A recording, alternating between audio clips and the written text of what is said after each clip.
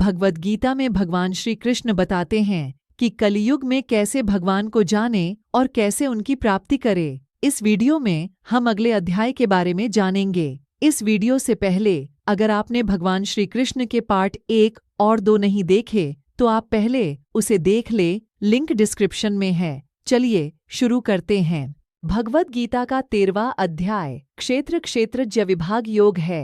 क्षेत्र शब्द का मतलब भूमि और क्षेत्र रक्षण का मतलब क्षेत्र का जानकार है। हमारा भौतिक शरीर क्षेत्र के समान है और हमारी अमर आत्मा क्षेत्र के जानकार के समान है। इस अध्याय में कृष्ण भौतिक शरीर और अमर आत्मा के बीच भेद करते हैं। वह बताते हैं कि भौतिक शरीर अस्थायी और विनाशकारी है, जबकि आत्मा स्थायी और शाश्वत है। भौतिक शरीर नष्ट हो सकता है, लेकिन आत्मा कभी भी नष्ट नहीं हो सकती।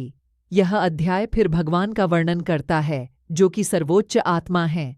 सभी व्यक्तिगत आत्माएं सर्वोच्च आत्मा से उत्पन्न हुई हैं, जो स्पष्ट रूप से शरीर, आत्मा और सर्वोच्च आत्मा के बीच अंतर को समझ लेता है। वह परमात्मा को प्राप्त कर लेता है। भगवद गीता का 14वां अध्याय गुणत्रय विभाग योग है। इस अध्याय में कृष्ण भौतिक प्रकृति के 3 गुणों का वर्णन करते हैं, जिनसे भौतिक संसार में सब कुछ प्रभावित होता है: अच्छाई, लालसा और अज्ञान। आगे वह इन तीनों गुणों के प्रधान अभिलक्षणों अथवा कारणों का वर्णन करते हैं और बताते हैं कि कैसे ये तीनों गुण मनुष्य को प्रभावित करते हैं।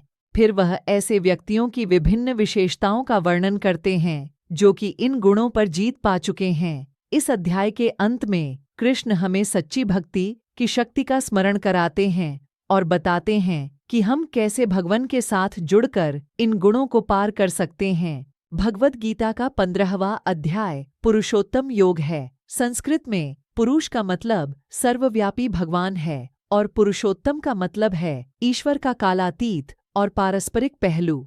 कृष्णा बताते हैं कि ईश्वर के इस महान ज्ञान का उद्देश्य भौतिक संसार के बंधन से खुद को अलग करना है और कृष्ण को सर्वोच्च दिव्य व्यक्तित्व के रूप में समझना है, जो विश्व के शाश्वत नियंत्रक और निर्वाहक हैं। जो इस परम सत्य को समझता है वह प्रभु को समर्पण करता है और उनकी भक्ति सेवा में संलग्न हो जाता है। भगवद गीता का 16वां अध्याय दैवासुर संपद विभाग योग है। इस अध्याय में कृष्ण स्पष्ट रूप से मानवों की 2 प्रकार की प्रकृतियों का वर्णन करते हैं: दैवीय और दानवीय। दानवीय स्वभाव वाले लोग स्वयं को लालसा और अज्ञान के तरीकों से जोड़ते हैं, शास्त्रों के नियमों का पालन नहीं करते हैं और भौतिक विचारों को ग्रहण करते हैं।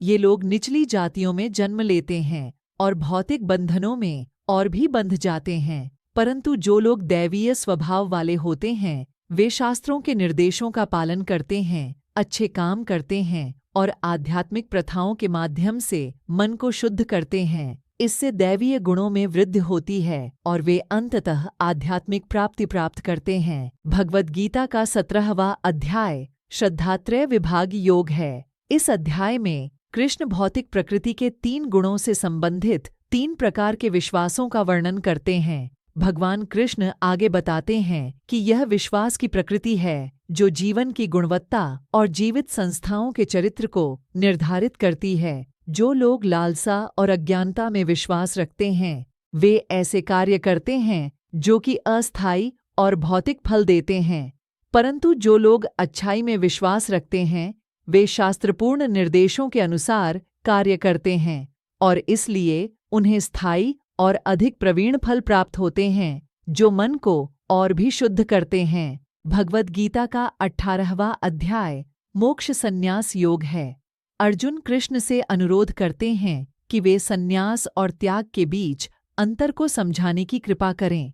कृष्ण बताते हैं कि एक सन्यासी वह है जो आध्यात्मिक अनुशासन का अभ्यास करने के लिए परिवार और समाज को त्याग देता है, जबकि एक त्यागी वह है जो अपने कर्मों के फलों की चिंता करे बिना भगवान को समर्पित करके कर्म करता रहता है। कृष्ण बताते हैं कि त्याग संन्यास से श्रेष्ठ है। फिर कृष्णा भौतिक संसार के 3 प्रकार के गुणों का विस्तारपूर्वक वर्णन करते हैं। कृष्णा घोषणा करते हैं कि परमात्मा की शुद्ध एवं सत्य भक्ति ही आध्यात्मिकता का उच्चतम मार्ग है।